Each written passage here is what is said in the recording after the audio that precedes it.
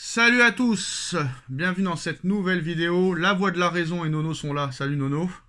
Salut Sacha. Alors Nono, première information, on a appris que Nasser Al-Khelaifi a proposé Mohamed Salah et Van Dijk à Luis Enrique. Apparemment Luis Enrique n'aurait même pas répondu et aurait même rigolé.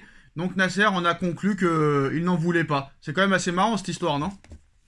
Oui, mais je trouve que Nasser ne progresse pas.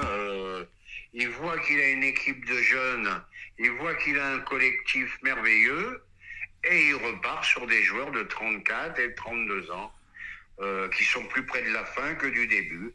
Ça, j'arrive pas à le comprendre, Nasser. Bravo, Louis. Chasser le naturel, il revient au galop, Nono.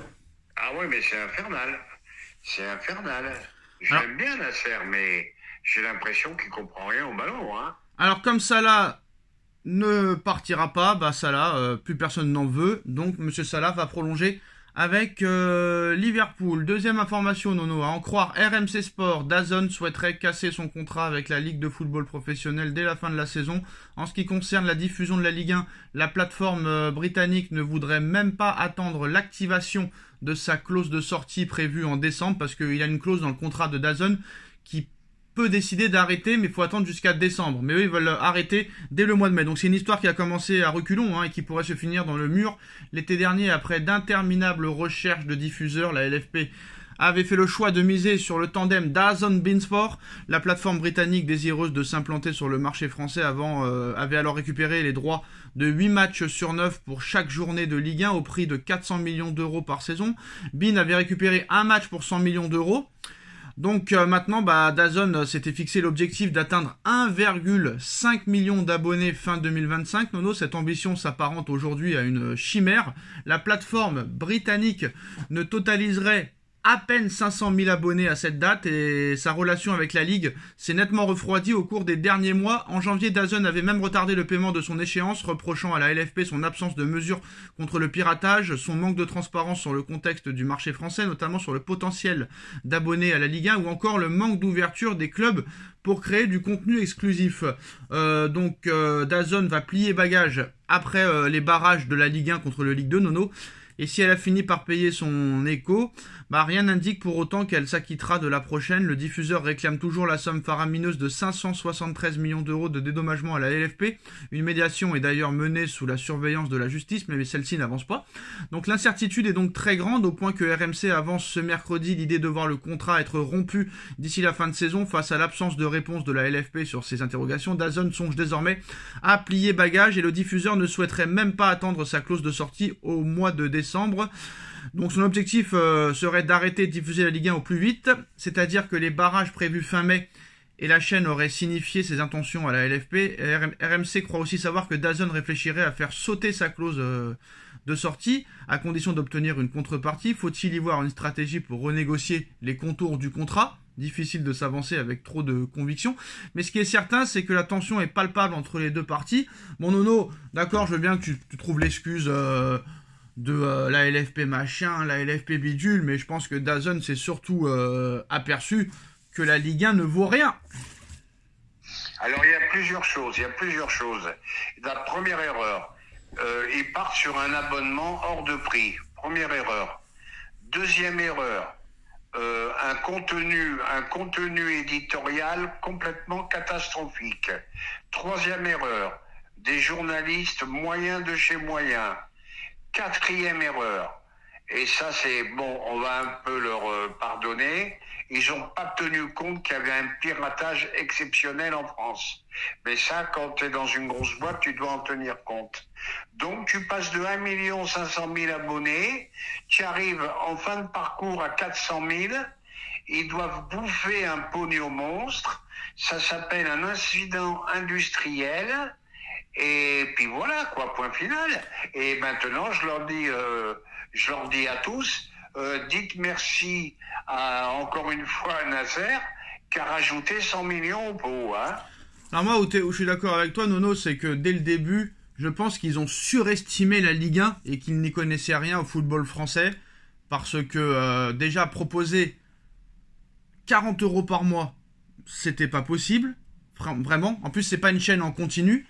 Il n'y a pas d'émission d'avant-match. il n'y a pas d'émission d'après-match, il n'y a pas de documentaire, il n'y a pas d'émission genre CFC, genre l'équipe du soir, genre téléfoot, genre l'after-foot. Donc c'est une chaîne de streaming, ça marchait seulement quand il y avait un sport en direct. En plus de ça, quand tu voulais voir une réunion de boxe, fallait payer aussi un supplément. Après, ils ont fait 29,99 seulement un match. Bah non, c'est pas possible.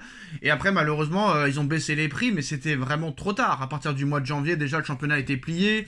Ils ont fait 19,99. Après, ils ont fait 14,99. Et là, Nono, ça finit à 9,99 €. Malheureusement, il est trop tard. Il est trop tard, mais je pense qu'ils ont surestimé la Ligue 1, Nono, ou qu'ils ne la connaissaient pas, parce que 40 €, c'était pas possible. Non, non, ça s'appelle un incident industriel, tout simplement. Et je me demande toutes ces grosses têtes, parce que normalement, c'est des gens intelligents.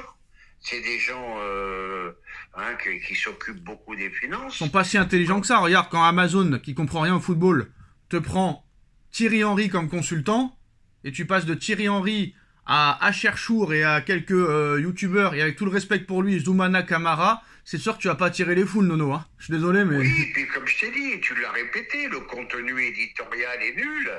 Est nul. T'as pas d'après-match, t'as pas d'interview après-match. Non, non, rien à voir. Quand tu penses la qualité de Canal+ qu'il y avait et la qualité de Beansport, tu te dis c'est le jour et la nuit. Et ben pour eux, il faut mieux plier bagage au plus vite. Et je pense que ça va faire un coup très très très mal à la Ligue 1. Et là, je vais boire du petit lait. Là, ils vont tous pleurer. Ils vont tous pleurer chez Nasser. Oui, bon, ils vont tous pleurer, Nono. Maintenant, qui pour prendre la place de DAZN? Sachant que Canal+ a dit que ça ne les intéressait pas. Amazon pourrait revenir. Qui pourrait prendre la suite si DAZN s'en va? Ben, Amazon, ça n'a pas été un grand succès non plus. Canal+, ça les intéresse pas.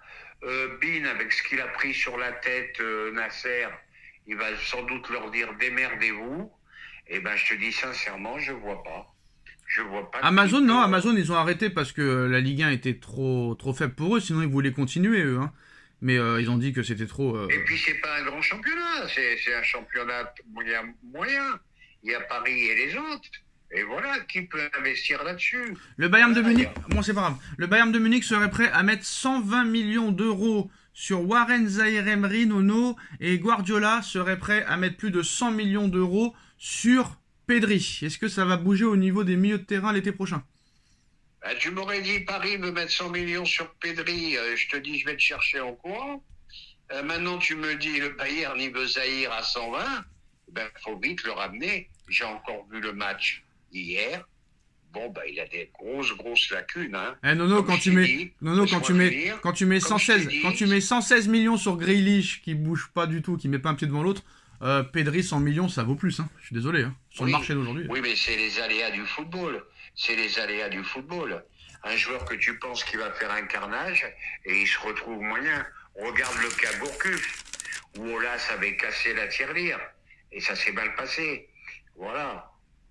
Et ben voilà, c'est la fin de cette vidéo. Dites-nous en commentaire ce que vous en pensez. Un dernier mot. Très vite. Zaïre à 120, si tu peux donner un coup de fil à Nasser, même bénévolement, je l'amène à l'aéroport. Hein. Ok, je lui dirai. Ciao. Je te remercie.